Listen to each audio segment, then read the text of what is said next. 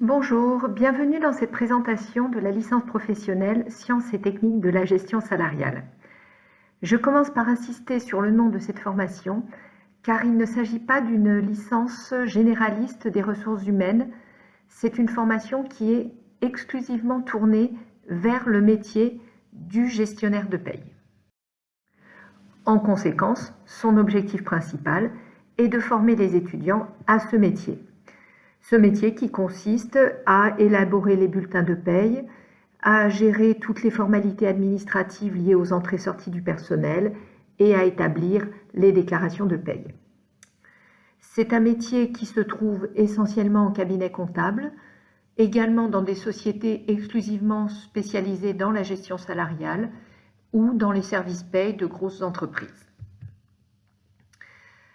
Pendant la formation, nous veillons non seulement à développer des capacités professionnelles immédiates, mais aussi la capacité d'évolution de l'étudiant, en particulier en intégrant une dimension de conseil qui est de plus en plus importante dans le métier. Durant la formation, l'étudiant sera obligatoirement alternant, c'est-à-dire qu'il aura le double statut, à la fois étudiant et salarié, le plus souvent sous la forme d'un contrat d'apprentissage ou d'un contrat de professionnalisation.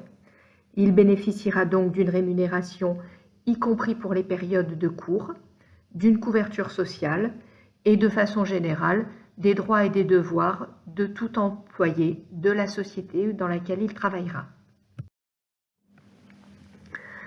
Venons-en à l'organisation des études. Les cours sont répartis de la façon suivante: 16 semaines dont 6 dès le début, de façon à être opérationnel le plus vite possible à l'IUT, et 36 semaines en entreprise.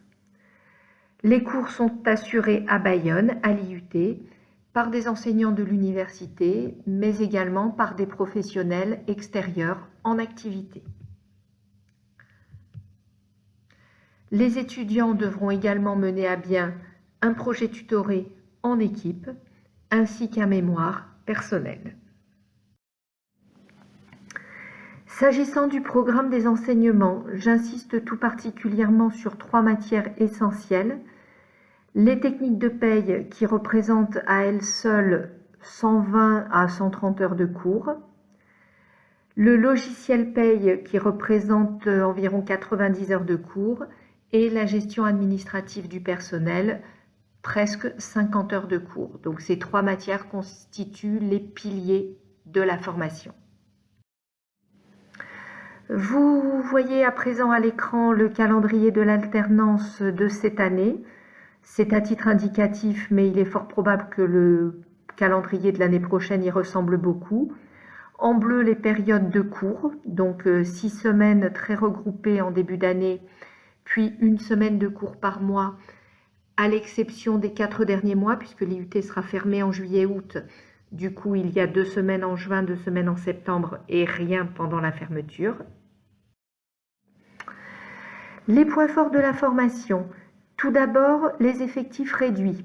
20 étudiants maximum, souvent un petit peu moins, ce qui permet véritablement un suivi très personnalisé.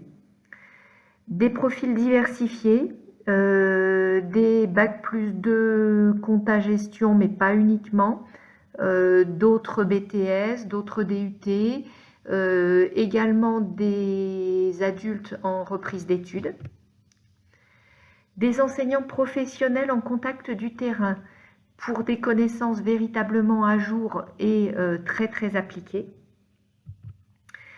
Un métier qui recrute très très fortement et donc une employabilité très forte à la sortie de la formation, ainsi que des véritables perspectives d'évolution par la suite.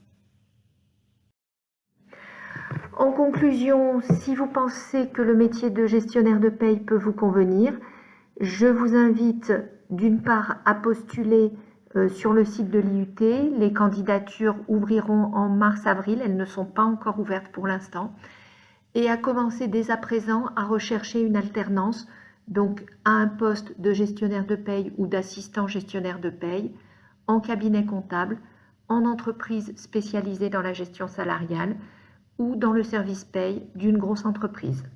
Merci pour votre attention.